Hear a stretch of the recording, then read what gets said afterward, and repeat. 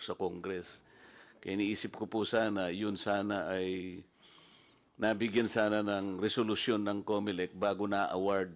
These are fundamental differences or defects observed by members of the Committee on Suffrage and Electoral Reforms. But sabi po ni Commissioner Casquejo noon, this is subject of customization.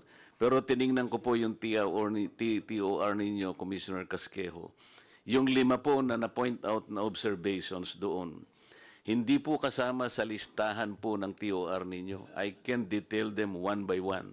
Yun po yung problema. That should have been addressed during the post-qualification period, but not even one has been subjected to the post-qualification. Sana po ay meron pa tayong pagkakataon na makita yan. Hindi ko po alam kung paano natin gagawin. But in the meantime, maraming salamat po, Mr. Chair. Wala na po akong panahon. Pasensya na po kayo.